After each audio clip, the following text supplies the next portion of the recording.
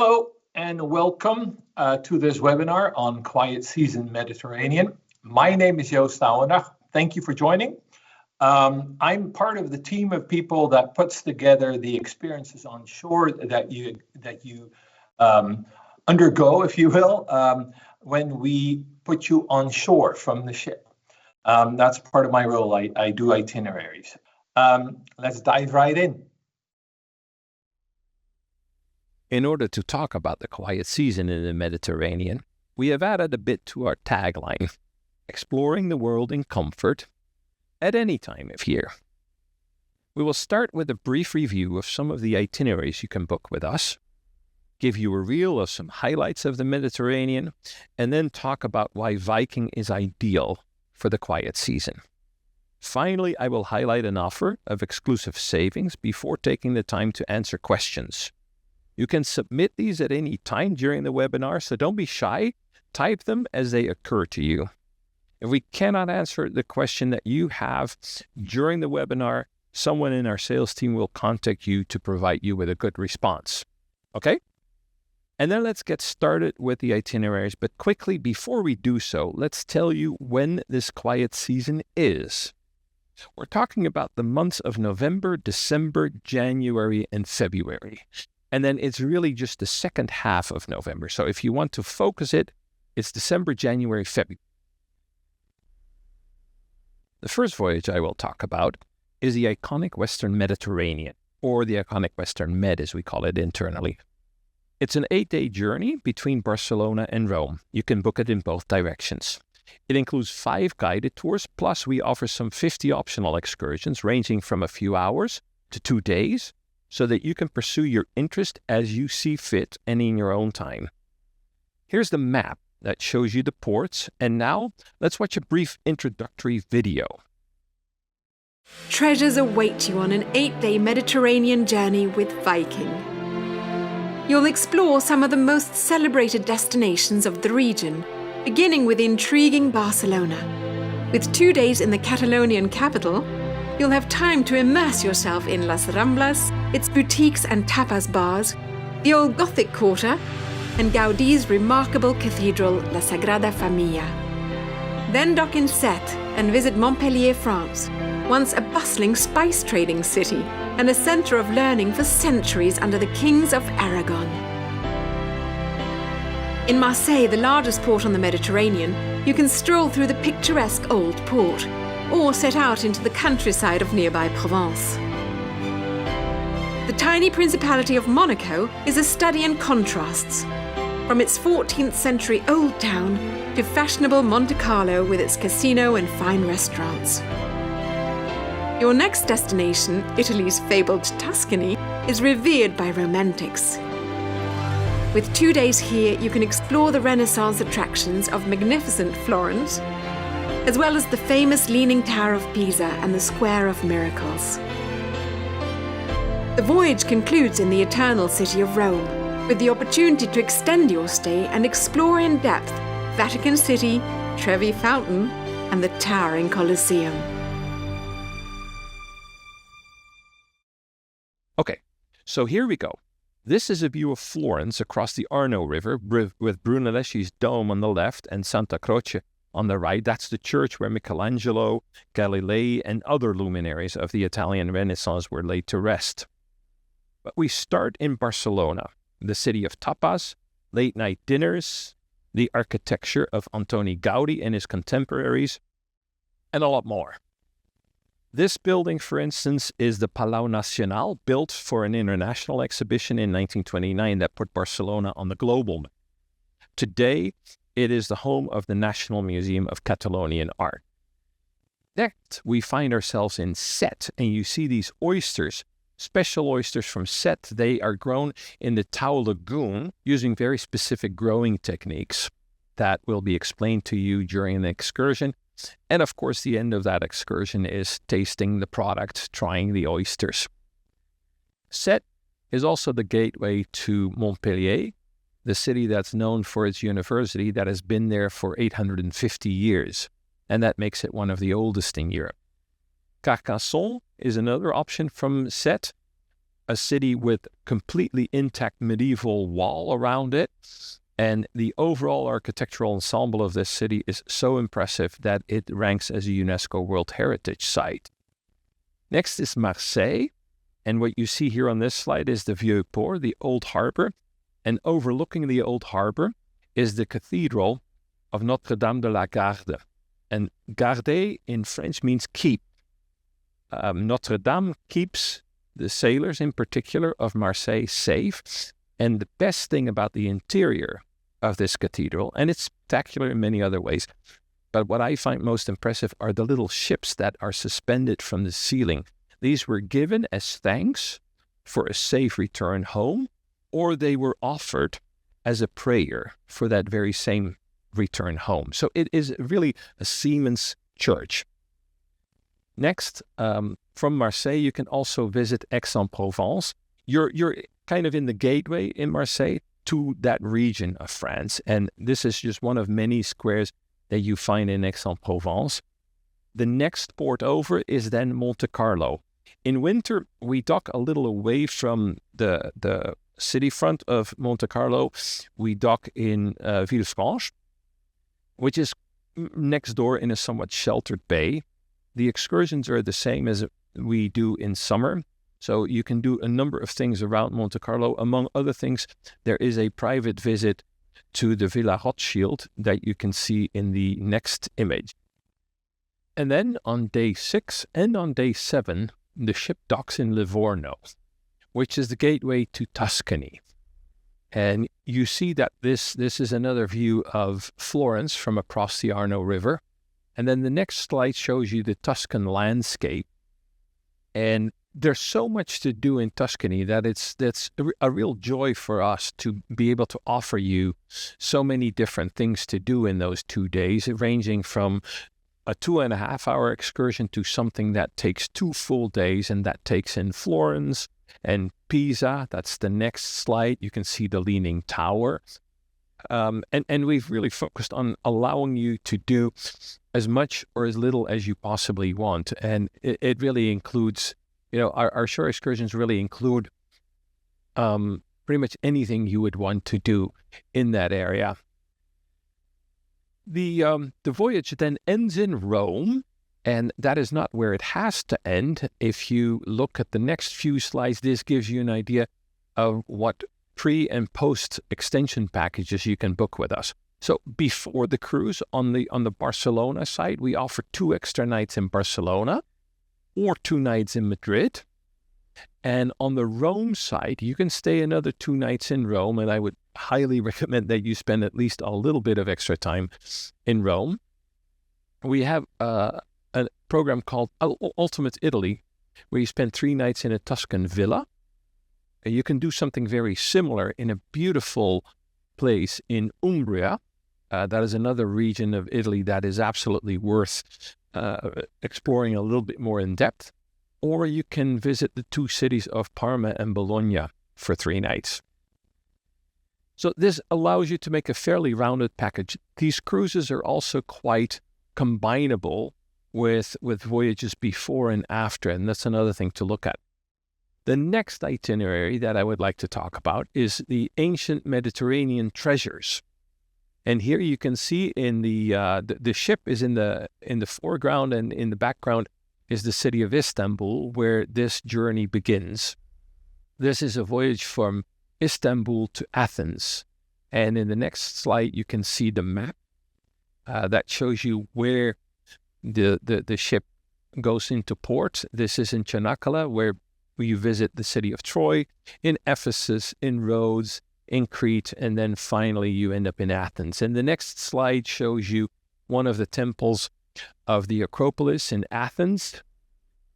That's where in this particular scenario, because you can book this in both directions, as I mentioned, the voyage ends. The next slide shows the Blue Mosque in Istanbul, where we begin our story. And in the next slide, you see Karina in the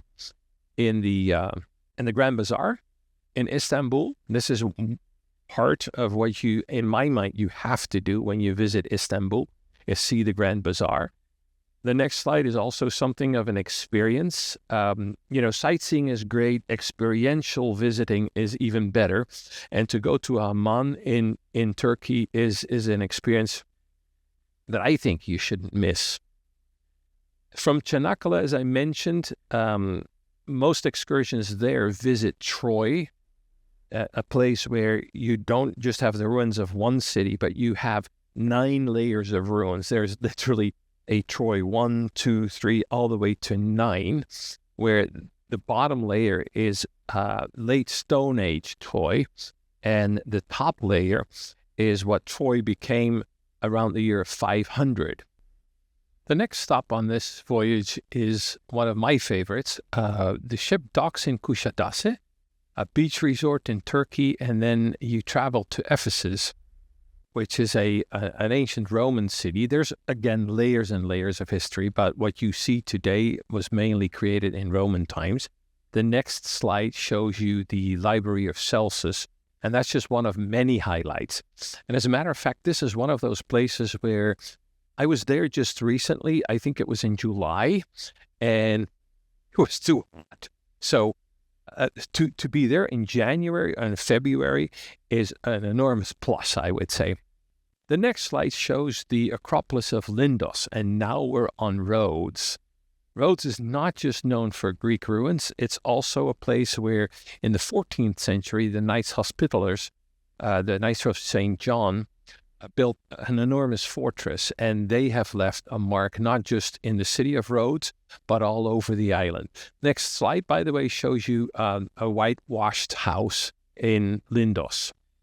And then it's on to Crete, and what you see there is a Venetian-style fortification. And then the next slide shows you what is left of the Palace of Knossos. And that, of course, was a king. He, of course, was a king during the Minoan period. And the Minoan civilization is really pretty much the oldest civilization of Europe. They go back some 5,000 years and disappeared again about 3,000 years ago. But Crete is one of the places where there's quite a bit of that civilization left. And what I would recommend is that you see the temple or the Palace of Knossos, but that you also visit the museum, which has a lot of the original artwork that was taken out of the palace for safekeeping, and that is now on display in the museum. The next slide shows the Plaka district in Athens, and then we're almost at the end of our voyage. We have a day in Athens, and the next slide shows you what you can see in the evening, which, of course, in this case is the Parthenon on the Acropolis. There are several temples, but the Parthenon is the most exciting and the largest and most impressive of those temples. In the next slide, you see, and this is an excursion a little further afield, that is the Temple of Apollo. And then there is something that shows you the caryatids of the Euryctean, and that's, again, now we're back in Athens at the Acropolis. And finally, because this is what you find a lot in Athens. We may have overdone it a little bit in this sequence of slides, but that is the temple of the Olympian Zeus. And then when you are done, when the voyage ends in Athens, we still have ways to expand your journey with us. From Athens, you can spend another 2 nights, or from before Istanbul, you could spend another 2 nights in that city, and I would absolutely recommend that because there's so much to see. You could also visit Cappadocia, which has these really strange houses in the rock, which is known for its strange landforms, but there's also an awful lot of history there. Some of the oldest and most beautiful churches, tiny little churches, were built in these rocks, and they're very much worthwhile seeing. Then at the end of your voyage in Athens, we can offer you a 2-night extension in Athens, and that's largely to do as you see fit, to just fill in the blanks, the places that you haven't visited during the voyage itself. Or you can add another 4 nights for classic Greece, which roams a little further afield. You come back to your hotel every night in Athens, but you do travel quite a bit towards the south and the southwest. Okay, so that's that itinerary. We move on to the journey to antiquities. And you see here the Acropolis. Again, I would almost say, but this is a journey from Rome to Athens. And here's the map. So you travel from Rome down to Naples, to Messina on Sicily, Crete again, Kushadasi for Ephesus, and Athens. And the next slide, what you see there is the amphitheater of Taormina on Sicily. But again, you start in Rome. That shows you that's shown on the next slide. And then one of my favorite cities in Italy. It's a little gritty. It's maybe not as polished as some of the other places, but Naples is such a wonderful, lively city. It's not just the home of pizza, but you also have to try the sfogliatelle. There are other pastries that I would highly recommend, but it would become a long list. The main plazas. This is the Plaza of the People, with the statue of King Ferdinand, who was the ruler of the Kingdom of Naples in the 15th century. And then, of course, over all of Naples, over the bay, over Capri, there is the mountain Vesuvius, the volcano Vesuvius, that covered Pompeii in ashes and preserved it for us to visit it. And a visit to Pompeii is almost a must when you go to Naples, but you do have to pick your excursions here wisely, because there's a lot to do.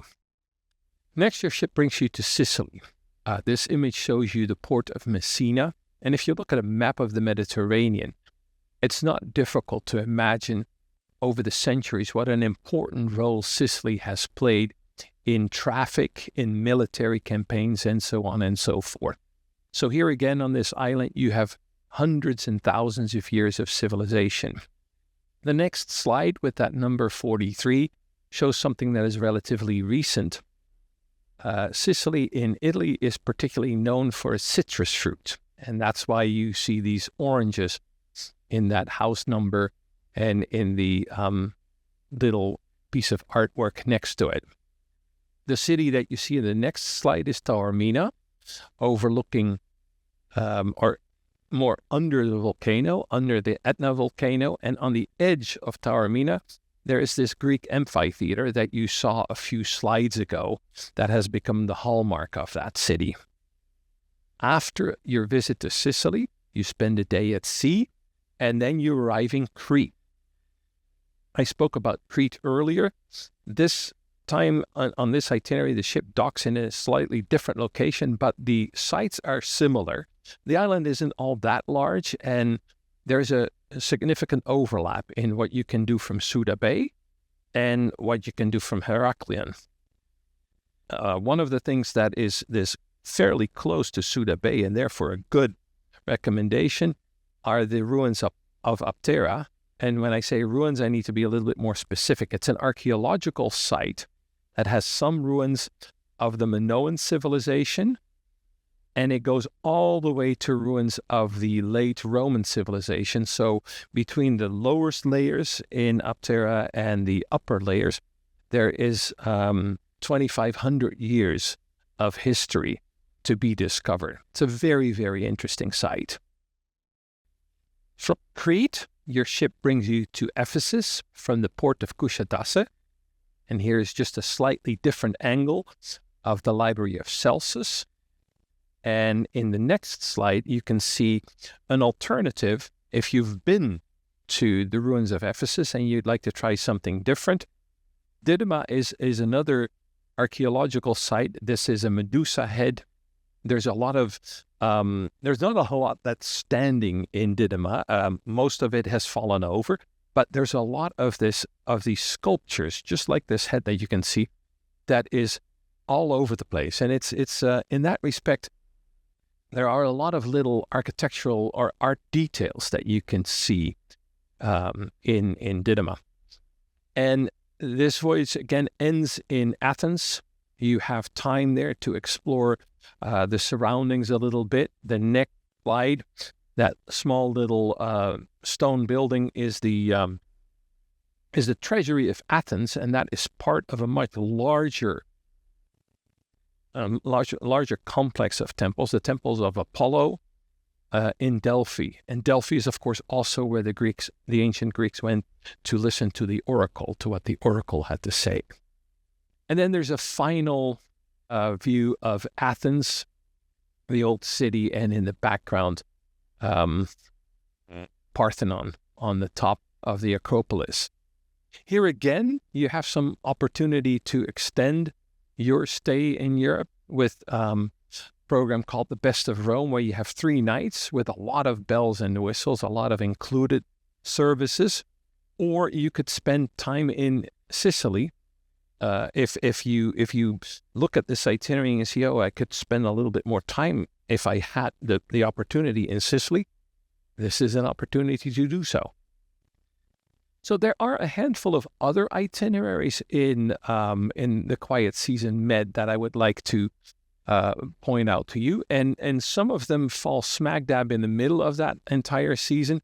Some of them are maybe in late January or in early November, so they're you don't have that many departures, but they're still there, and they still come with all of these benefits that we'll be talking about.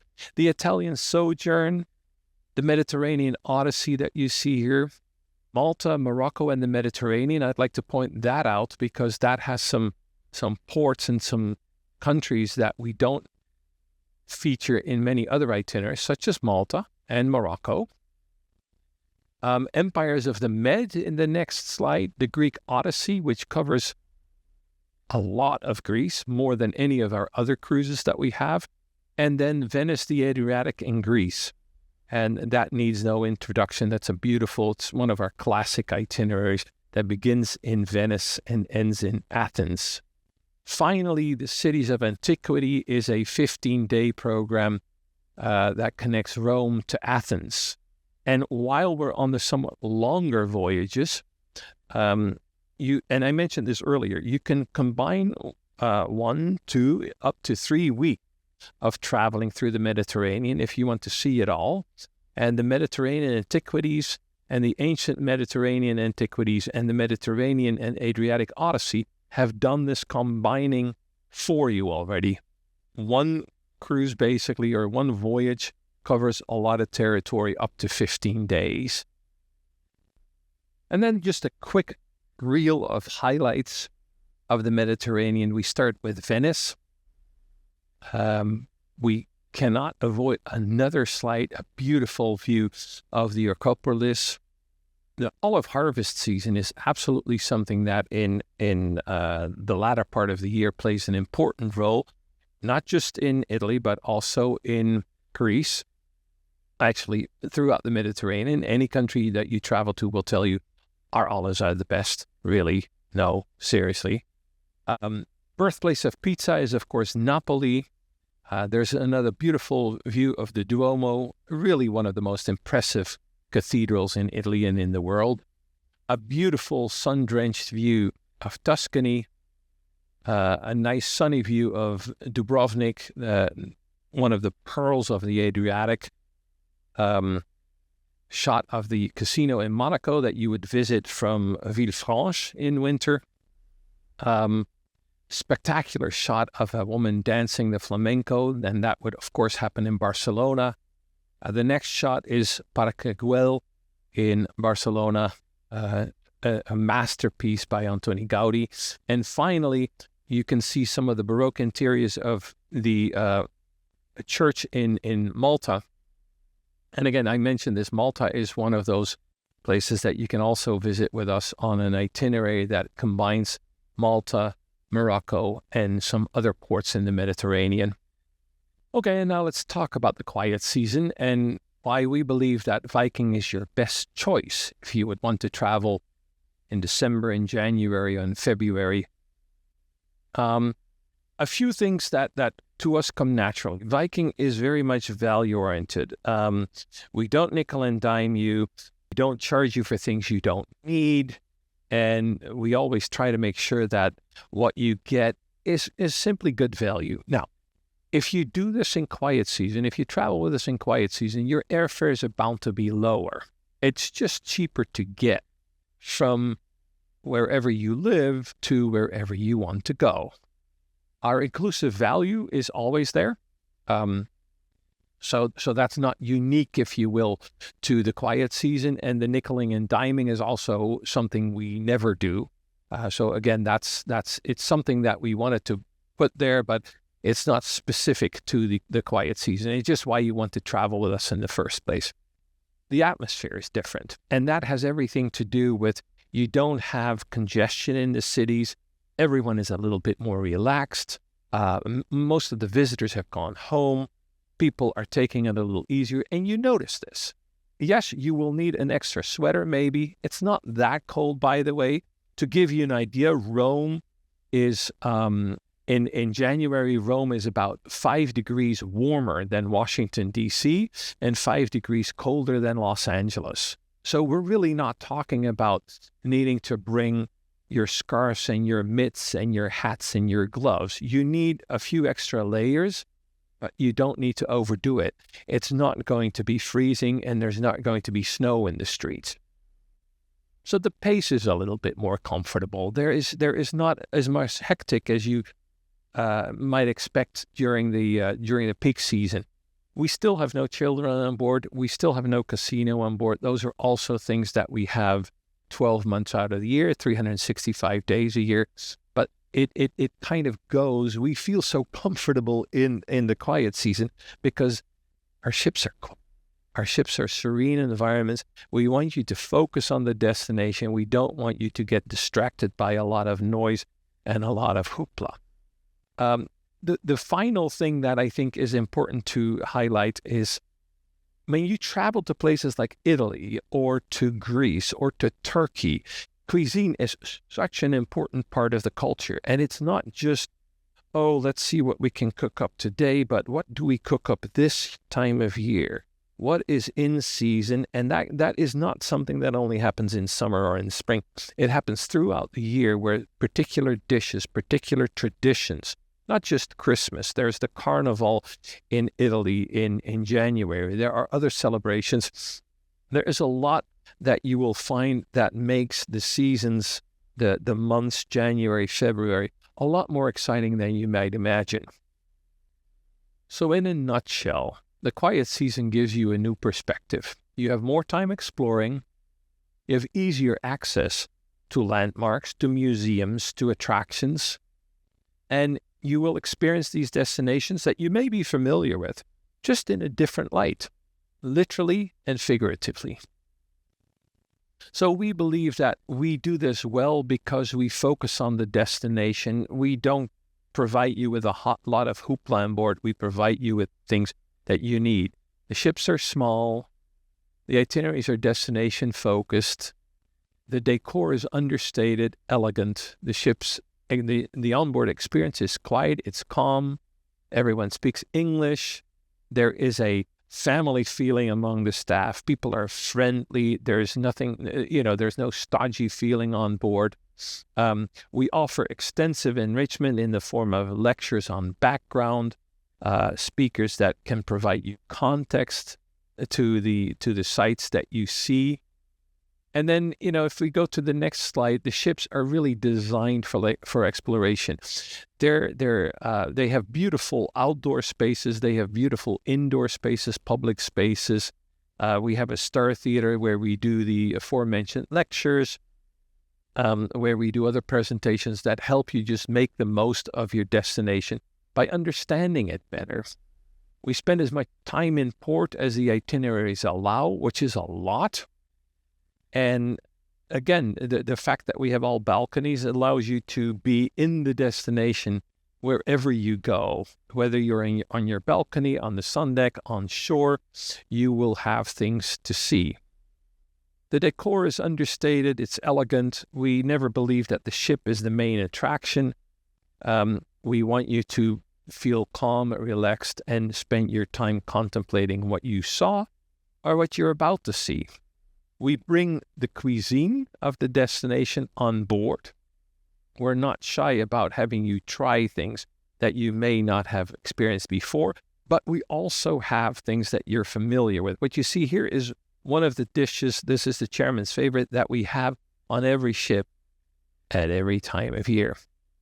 And then our Viking family, I mentioned it before, there's family feeling among the crew. We believe that our people are really what make the experience. And this is what we train our staff. We select people for attitude. We train for everything else. We believe that a smile is really the most important tool in people's toolkit when they come work for us. We are very proud of all the things that we don't do because we believe that they give us an important edge over some of the other options that you may have. We do not have children on board. We do not have casinos. We don't do any nickeling and diming. You will know before you step on the gangplank how much money you're going to spend with us. And you can go down the list. There's quite a few things that we don't do that we're happily sharing with you because we think they're important things not to do. We also have a list that explains our inclusive value, and that's just as important, if not more important. We offer a shore excursion in every port of call. We want you to have a sense of the places that you visit, even if you decide not to book any additional excursions. We offer free Wi-Fi. We offer all onboard meals. We have regional specialties in these meals. And we have some always available classics, beer, wine, soft drink with onboard lunch and dinner, and so on and so forth. We want you to have an inclusive experience where you don't have to pull your wallet, if you will, with every twist and turn. So again, it all boils down to value. Our economies of scale, having sister ships, we have an efficient design that we stick to. We create great spaces for people to mix and mingle. And in the end, the savings that we get by having these ships with a particular design that works really well and built the same ships again and again, it allows us to pass our savings on to you. So you'll find yourself coming home every time you go on a Viking ship, whether that is a river ship, an expedition ship, or an ocean ship. And that makes us number one. And in the next slide, you see that river ship, that expedition ship, and that ocean ship. This was a photo shoot that we did near Amsterdam, where it just so happened that we had 3 ships, one of each category at the time. The Mississippi ship wasn't in operation yet, and it would have been difficult to bring it to Amsterdam. But our 3 categories of ships all there at the same time, so we couldn't resist the opportunity to snap some pictures of that. You don't need to take our word for it. We've been voted number 1 river, ocean, and expedition by our guests, as expressed in the Condé Nast Traveler Awards, and we're very, very proud of that. It's happened 2 years in a row now, as you can see in the next slide. Number 1 for rivers, number 1 for ocean, and number 1 for expedition, 2 years running. We don't rest on our laurels. Our chairman, Torsten Hagen, exhorts us to just work harder. We understand that being at the top of that list, being at the top of these polls is one thing. To get there is one thing. To stay there is quite another. And I'd like to end now with a message from a colleague of mine, Jean Glock, who has traveled in that quiet season. And I think she says it a lot better than I could. So have a look at this.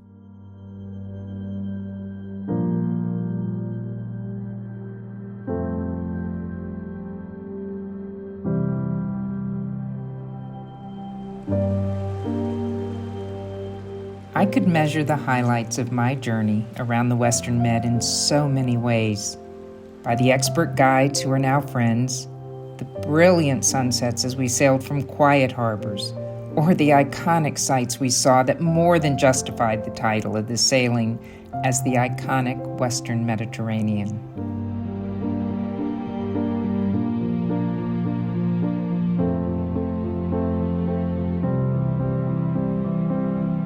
It was an absolute privilege to wander these sites, cities, and villages during the quiet season, when locals outnumber travelers and the whole pace of the region slows down. It was that time to linger with local guides over local specialties that created my top moments of the trip.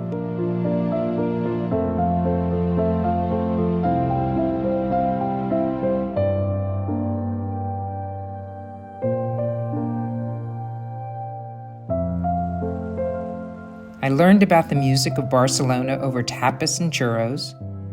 Over wine and vermouth and set, I learned about the foods that Louis XIV ate. In Marseille, I dined like a king on the finest bouillabaisse while learning about the rebirth of this magical city. Lunch on a family farm in Tuscany, where local meant they grew it and not local meant it came from the farm next door, was straight from a movie. And in Rome, just spending time with Franco over a cappuccino, learning all he could teach me, was a true gift.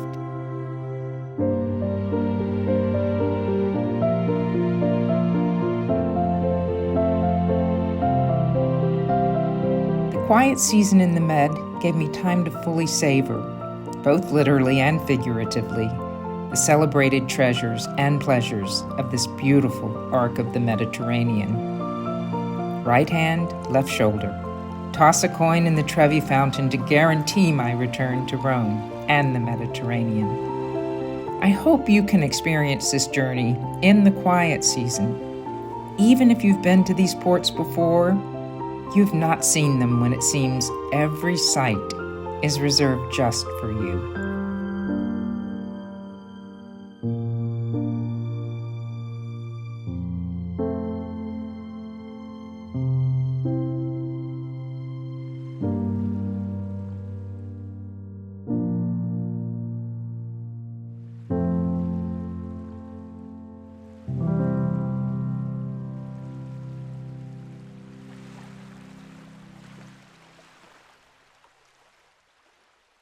You